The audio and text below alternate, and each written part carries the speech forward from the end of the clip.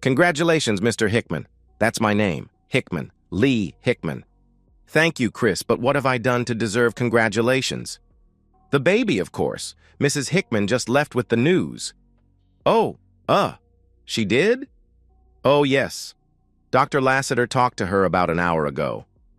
That was the conversation I had with the receptionist in my doctor's office 7 months ago. I want you out of this house by the time I get back, you low-life, cheating scumbag. What are you talking about? You know good and well what I'm talking about, you cheating jerk. Cheating jerk? Yes. You can't get your own wife pregnant, but you can get some other poor, dumb woman pregnant. What? What on earth? 1 hour. I'll be back in 1 hour and you better be gone. That was the conversation I had with my wife, Judy, 9 months ago. Needless to say, I never left the house within the hour I was given. I wasn't leaving until I found out more about what she was talking about. I was still there when she returned. She walked in, saw me, and stormed out to her car. 20 minutes later, 2 police cars arrived and I was under arrest for spousal abuse. She had called them and reported that I had hit her after she had asked me to leave. I had refused to leave and had hit her. In the 6 years of our marriage, I had never once threatened physical harm to her, much less actually hit her, and only twice had I ever raised my voice. My denials fell on deaf ears, however, and I was taken to jail in handcuffs. I used my phone call to call my best friend Todd. He didn't answer, so I called my sister. She had an attorney down there 4 hours later. Marcus Hewley was his name, and he was probably the biggest person I have ever seen. He couldn't take 3 steps without stopping to rest, and every breath was a wheeze. Judy, during that same 4 hours and on the strength of my arrest, was able to get a restraining order which prevented me from going near either her or the house. It didn't matter for that night because I couldn't see a judge until the next day, so I was spending the night in jail anyway. I spent a sleepless night trying to figure out what the hell had happened to my world. The next day, my bail was set and I bonded out. My sister paid because Judy had made sure I had no access to any of our money and all my credit cards had been canceled. The first thing I did was call my boss and apologize for not calling sooner, but I needed the day off. He didn't seem surprised. My next call was to Todd. Still no answer. Strange. He always answered my calls. I even called his work number. They asked who was calling and I told them. They then informed me that Todd was not available. My sister Louise and her husband Lou had picked up my clothes, which had been scattered up and down the street in front of our house, as well as my car, which had all of the glass broken out of it and all 4 tires flattened. After a shower and change of clothes, I found myself in my attorney's office. "You're in deep trouble," he wheezed. "But I haven't done anything." "It doesn't matter. You're still in trouble." "Okay, explain it to me." "In this state, women basically control the courts. Your word means nothing, and in your case, the truth means nothing. At least not yet. We have to wait and see what she will do next. I'm sure it will be divorce papers, and then we can see what the grounds are. Until then, don't do anything stupid. And listen to this. Don't communicate directly with her under any circumstances. Do you understand? Do it through me. If she calls and you recognize the number, do not answer it. Call me immediately. If you answer the phone and it's her, hang up and call me. If she bumps into you on the street run, don't walk away from her and call me. You cannot underestimate the importance of what I just told you. Don't write her or text her. Nothing.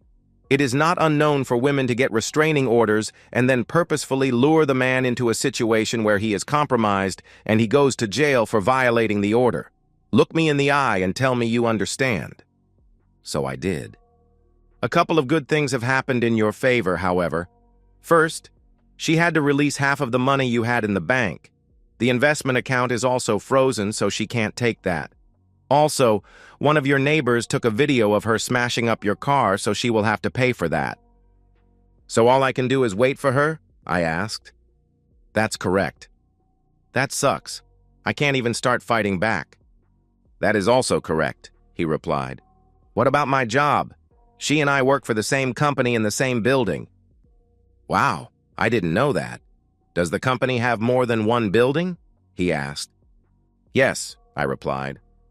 Okay, here's what you do. Call your boss before you go back to work and explain the situation to him and see what he says. Maybe he can put you there temporarily. When I left his office, I headed back to Louise and Lou's house. They had loaned me the old pickup truck they kept to haul their boat to the lake, while my car was being re-glassed and retired. After I fixed myself a sandwich, I called my boss. Arthur, this is Lee Hickman. Thank you for letting me have the day off. I need to talk to you about what's going on. So I filled him in. Holy hell, Lee. What are you going to do? I don't know.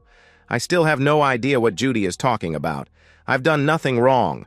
Her restraining order says that I can't get within 500 feet of her. That makes going to work pretty difficult. Any ideas? Give me a couple of hours and let me see what I can come up with. Thanks, Arthur, I replied.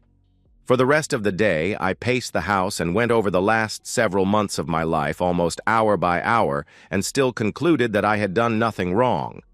I tried several more times to call Todd but kept getting the "his inbox is full" message. By 7, Louise, Lou, and I had finished eating. Well, actually, they finished eating and I was working on my 4th screwdriver. I was getting ready to go to Todd's apartment when my cell phone rang. Hello? Lee, this is Arthur. We need to talk.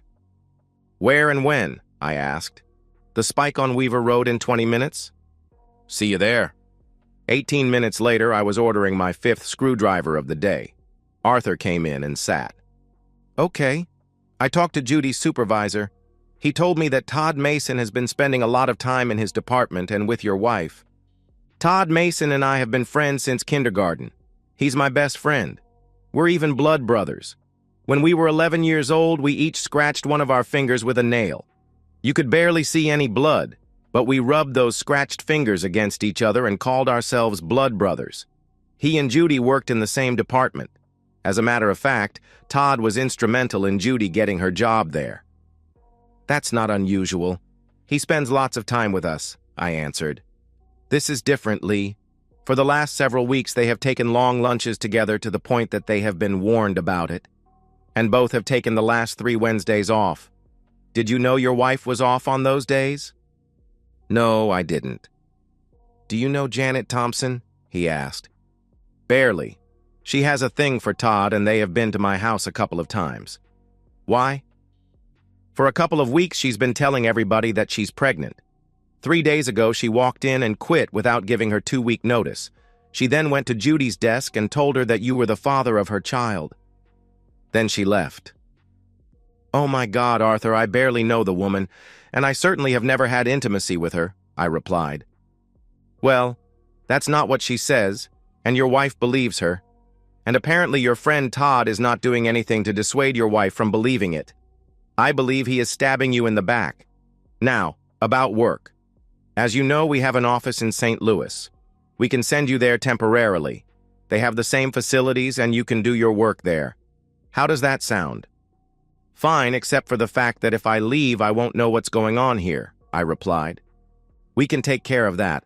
We have an investigator we use to check up on prospective employees and various other matters in the company.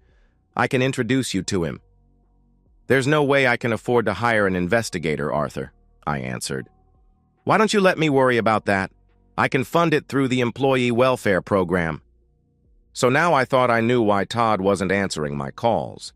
If Arthur's suspicions were true, not only had I lost my wife, but my best friend as well. I had never felt so alone in my life. So I went to St. Louis. The first week I was very busy, so had little time to think about what was happening at home. The second week, however, was different. I received a call from my attorney. He had received the divorce petition, and adultery was, indeed, the reason she cited. Not only that, but Arthur's investigator revealed that Judy was basically living at Todd's apartment, and that they were being seen together socially. He had pictures, but no video yet. 3 days later, he had a video. I flew home over the weekend and met the investigator at my attorney's office. We started watching the first of 2 videos he had gotten. One had been taken at Todd's, and the other taken at what used to be my house. The first showed Todd and Judy entering his apartment. They were laughing and appeared to be not quite sober. "Come on, Judy. He's gone. We can start having intimacy again," Todd said as he ran his hands over her body. "It's been 2 weeks and my excitement is full." Judy said nothing as he continued. She seemed to try to resist, but was weakening. He sensed it and started to unbutton her blouse. Soon they were naked and on his bed. And so it went. For 3 hours they made love. We watched it all. I couldn't watch the other video just then, so I took it with me. Every few days, the investigator would go back and observe the two of them. They found that Todd had, for all intents, moved in with Judy, and I couldn't do a thing about it. I spent the next several weeks in St. Louis. My and Judy's attorneys had set up a meeting for the 4 of us. I was in town and had called my doctor to see about getting my flu shot. That's when I heard about Judy's baby. The other 3 were seated when I entered the conference room. Judy just glared at me. I looked at her and shook my head. I sat. "So, Mr. Hickman, we assume that you are going to protest the divorce, but you have to know that we are not going to participate in any course of action which will prolong the marriage." "That's fine with me, Mr. Allen." That's his name, Allen. "Like you and your client, I want the marriage over as quickly as possible." "Good. Then we agree that your wife will receive 80% of all of your assets plus the house." Actually, no, we don't agree. My countersuit is asking that I receive 75% of assets plus the house." "Countersuit?" he asked, looking at me and then Marcus Hewley, who sat there wheezing. "Yep," I said, sliding a copy of my petition not quite halfway across the table, making him have to reach for it. "Unlike your client, I never committed adultery, so her suit has no merit. Mine, on the other hand, does." He grabbed the petition and quickly read through it while trying to keep Judy from grabbing it from him as she choked and coughed while trying to protest and deny my accusation. "You son of a blip. I've never cheated on you and you know it." "So how did you get pregnant?" "Immaculate conception?" I asked. She went pale. No, not pale. Ghost white. She went ghost white and sat there with her mouth open.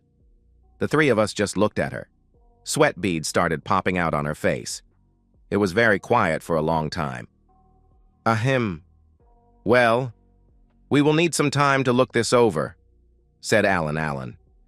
"We will get back to you in a few days." He stood and had to help Judy to her feet. As they started out the door, I opened my mouth.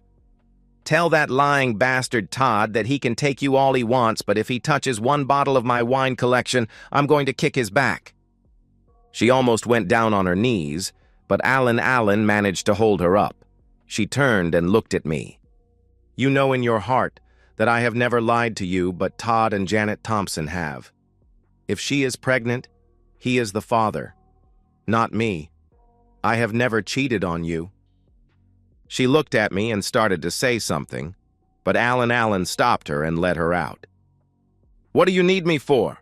wheezed Marcus. I laughed and told him to call me when he heard from Allen. I immediately called Arthur and asked if his investigator could bug Judy and Todd as soon as possible, because the next couple of hours could be interesting. "He can do better than that. The boss is concerned that Todd and Thompson may be using company time and property to perpetrate a fraud on both you and Judy, so the legal department gave him the go-ahead to bug their phones. He has been recording them since about noon yesterday. He should have recordings for you before the day is over. That is if they talk to each other. Oh, and he has another video for you." "I don't know how to thank you, Arthur." "No thanks necessary. Just keep me in the loop." "I certainly will. And thank you again." My phone rang. It was Judy.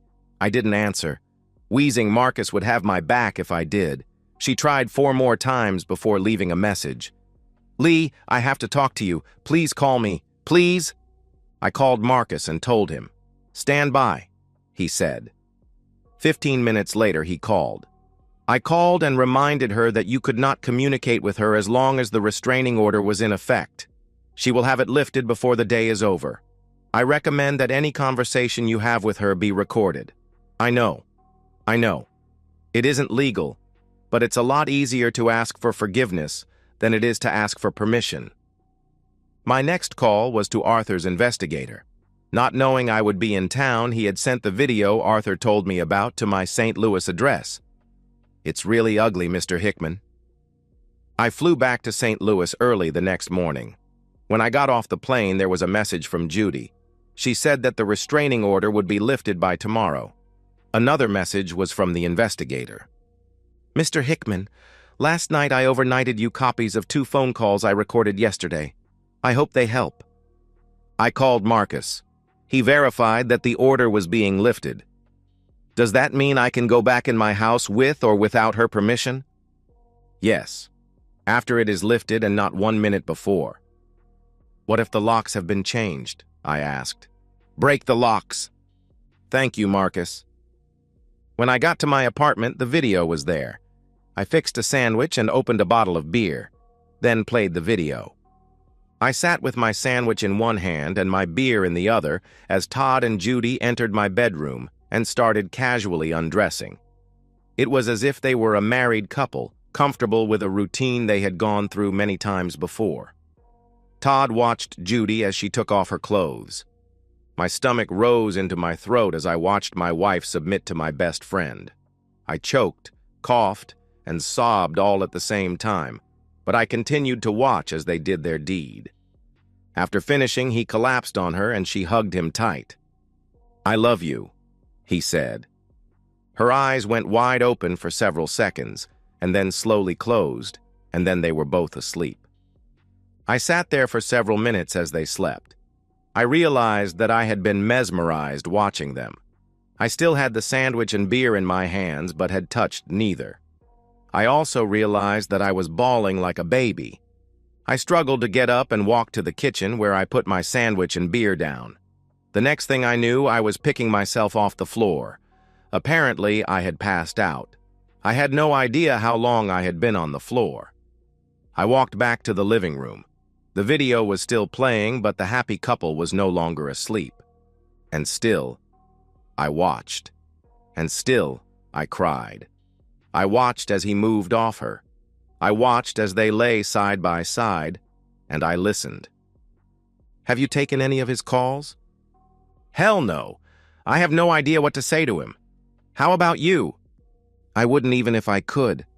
I will have to see him day after tomorrow, though. That's when we meet with the attorneys. Do you think he will fight it? I just don't know. He got Janet pregnant. I don't know what he could possibly say in his defense. I saw Todd turn his head and look away. I can't forgive him having an affair, so I certainly can't forgive him for that. A long pause. But then I look at me doing what he has done and I can't seem to justify it, especially since I'm pregnant. Thanks to you. This is different. You wouldn't be here with me if he hadn't messed around first, and I'm glad you're having my baby. Oh, Todd, I just don't know.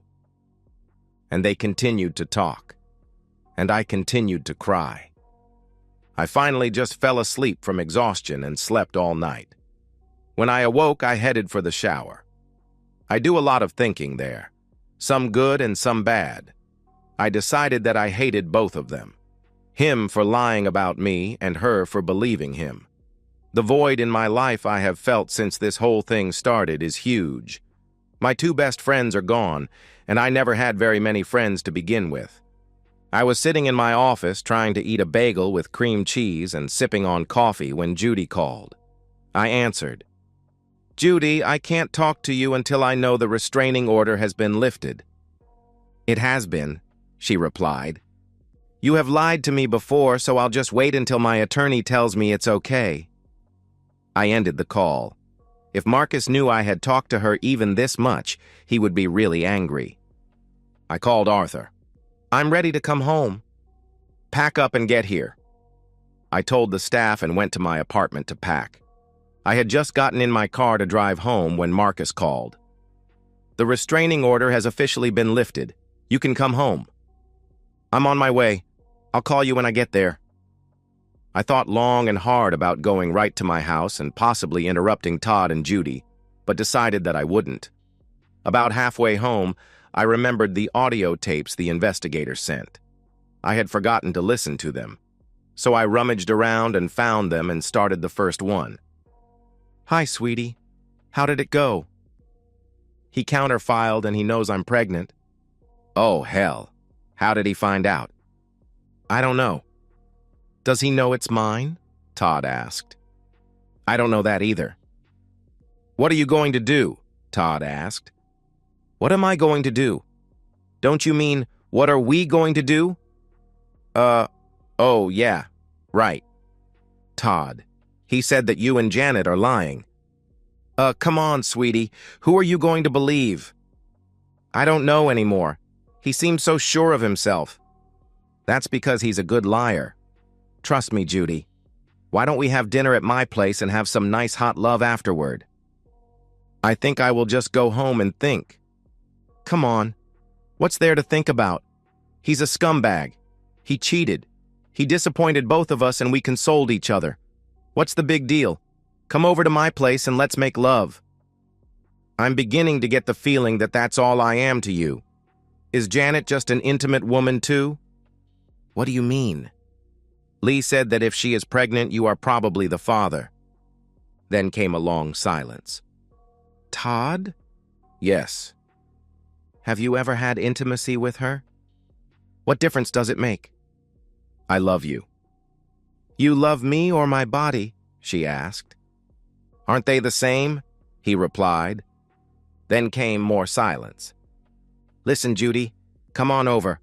We'll make love and talk about it." "You lied to me, didn't you?" she asked. "Judy, Tell me, goddammit. Tell me you lied to me." "All right, I lied to you. I wanted you and I lied to get you. Satisfied?" Todd asked. "You jerk. Did you destroy a lifelong friendship just for pleasure? That is the most pathetic thing I have ever heard. I hate you, you miserable son of a blip." And she ended the call. I had listened with what you might call a calm and dispassionate air. At least that's what I thought until I looked and saw my speed was slightly over 100 miles per hour. I almost slammed on my brakes to slow down and get control of both my speed and my emotions. I pulled into a rest area and sat there for a long time trying to decide what to do.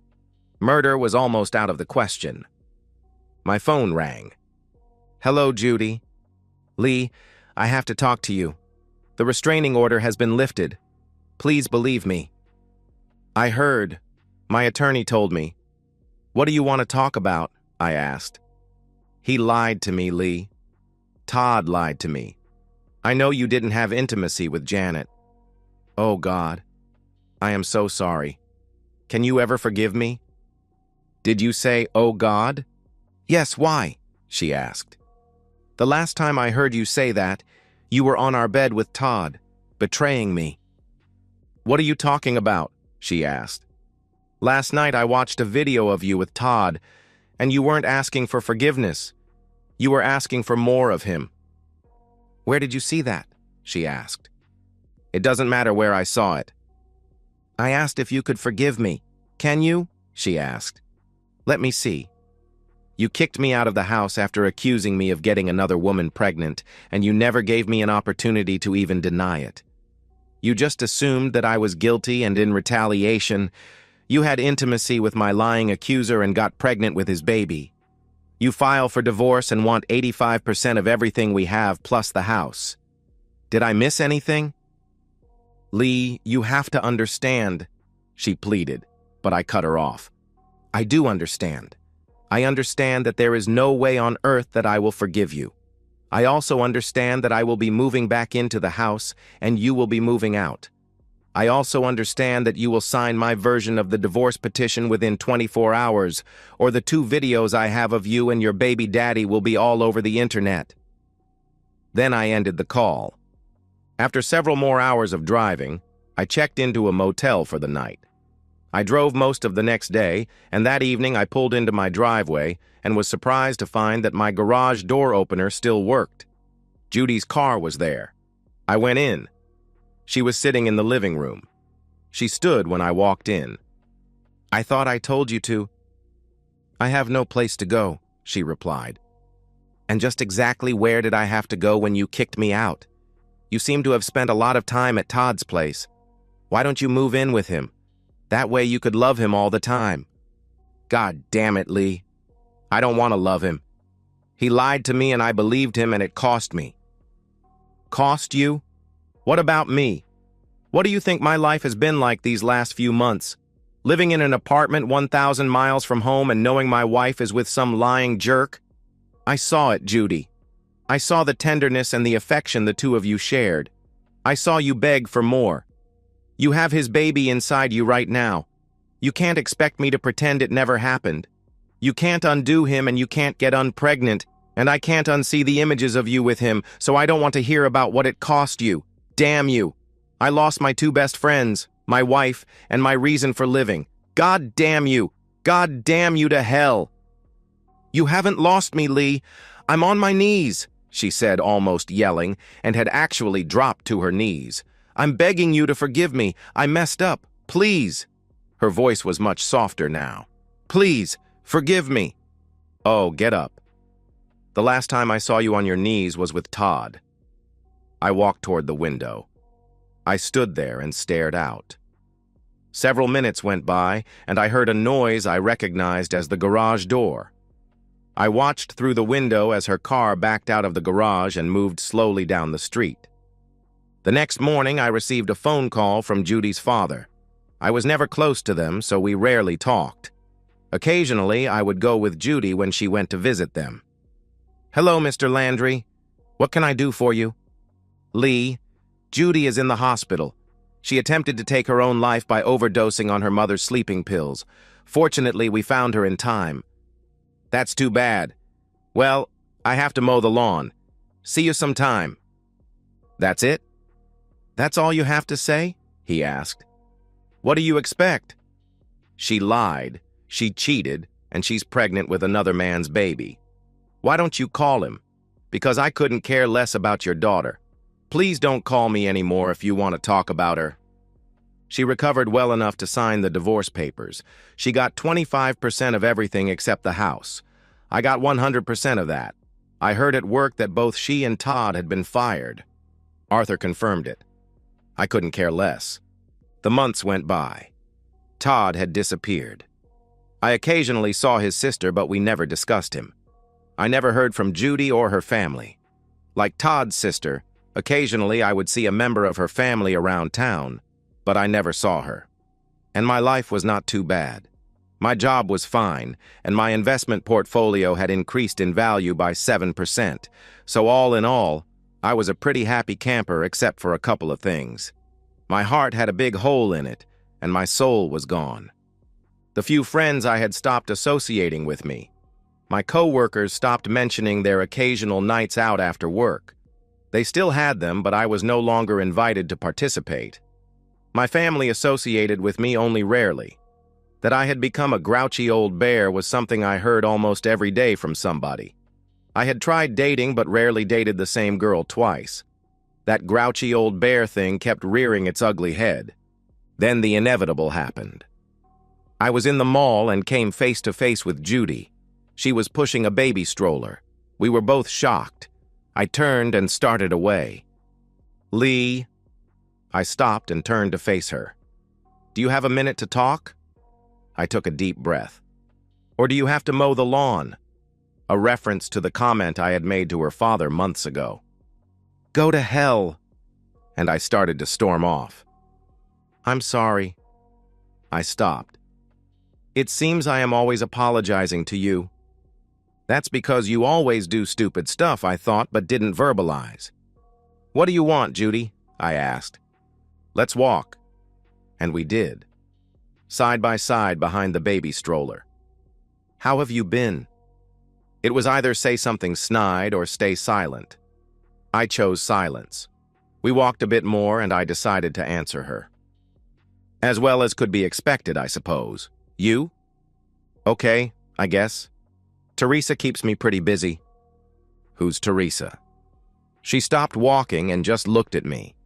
Then she looked down at the stroller. She started walking again. We got to the end of the mall, turned, and started back.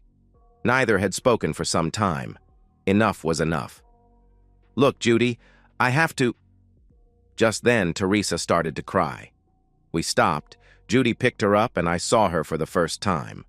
All the memories of Judy and Todd were back in an instant. Judy tried to calm her as I rushed to the nearest trash can and threw up. I never looked back as I headed for the nearest exit. The next morning, I walked into Arthur's office.